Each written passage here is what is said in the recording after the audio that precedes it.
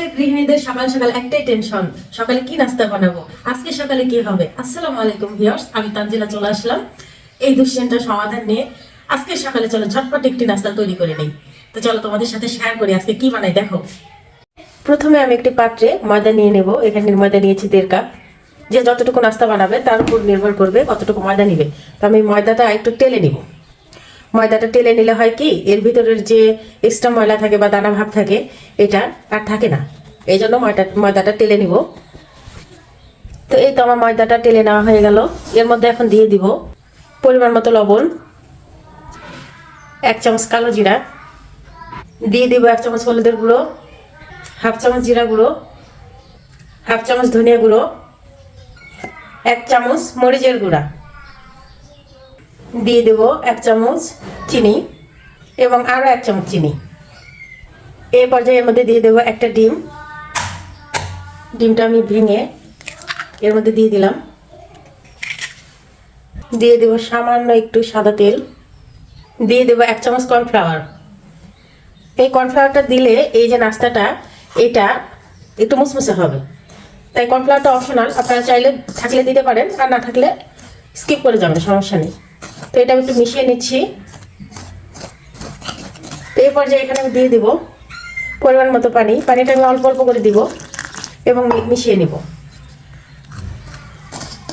কারণ এই যে গোলাটা এটা একটা নির্দিষ্ট থিকনেসে করতে হবে, তাই জন্য পানিটা একটু অল্প অল্প করে দিব এবং আমি পর্যায়ক্রমে এটা মিশিয়ে নেব।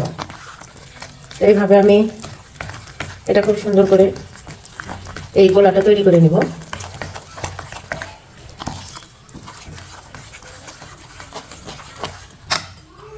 এখানে আমার আরো কিছু পানি লাগছে। আমি প্রথমেই বলেছি আমি পানিটা অল্প অল্প করে দিব এবং এটা মিশিয়ে নেব। এই যে পারফেক্টভাবে এটা আমার গোলানো হয়ে গেছে। এর থিকনেসটা আমি একটু দেখিয়ে দিচ্ছি। এর থিকনেসটা ঠিক আছে এমন হবে।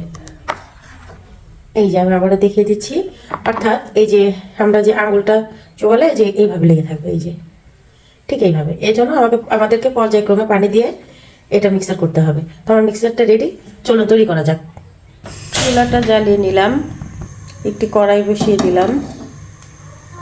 কড়াইটা গরম হয়ে গেলে সামান্য পরিমাণ একটু তেল দিয়ে দিব। তেলটা একটু নেড়ে চেড়ে কড়াইটাতে মেলে দিব। এই রান্নাটা পুরোটা মিডিয়াম লো আঁচে করব। এখন আমি এই যে কড়াইয়ের মধ্যে দিয়ে দিচ্ছি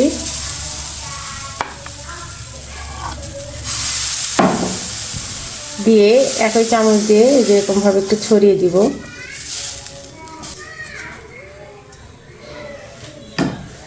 এবং ঢাকনা দিয়ে ঢেকে দিব। ঢেকে 2 মিনিট আবার রান্না করে নেব। এই যে 2 মিনিট পরে আমি ঢাকনাটা তুলে নিলাম। দেখেন এই যে এটা উল্টিয়ে দিলাম।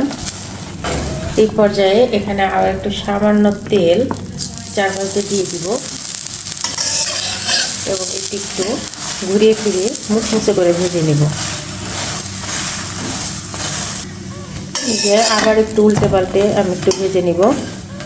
আমার পিঠাটা হয়ে গেছে, আমি এটা উঠিয়ে নিচ্ছি।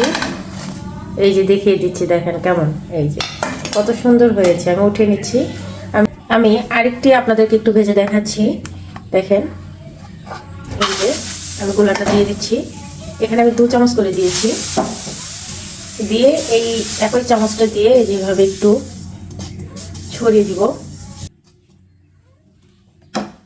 তারপরে ঢাকনা দিয়ে ঢেকে 2 মিনিট মৃদু আঁচে রান্না করে নিব। ফিরে আসলাম 2 মিনিট পরে। এই যে আমার পিঠাটা যখন এরকম হয়ে যাবে আমি এটা উল্টে নেব। দেখেন কি সুন্দর হয়েছে। এ পর্যায়ে আমি একটু সামান্য তেল এই চারপাশটা দিয়ে দেবো। এই যে দিয়ে একটু ঘুরিয়ে ঘুরিয়ে মুচমুচে করে ভেজে নেব। এই যে আমি উল্টে পাল্টে ভেজে নিলাম, ওইটা উঠিয়ে নিচ্ছি। এভাবে সবগুলো ভেজে নিয়ে আমি ফিরে আসছি। এই যে আমার তৈরি হয়ে গেল সকালের ঝটপট মজাদার নাস্তা। এরকম সহজ ও সুন্দর রেসিপি পেতে আপনারা অবশ্যই আমার পাশে থাকেন এবং আমার এই চ্যানেলটাকে লাইক কমেন্ট ও ফলো করবেন। আর যারা ইউটিউব থেকে দেখবেন তারা অবশ্যই সাবস্ক্রাইব করবেন। দেখেন কত সুন্দর হয়েছে, আমি দেখিয়ে দিচ্ছি। এই দেখেন কত তুলতুলে এবং ক্রিস্পি, জাস্ট কি মজা, ওয়াও। আল্লাহ হাফেজ।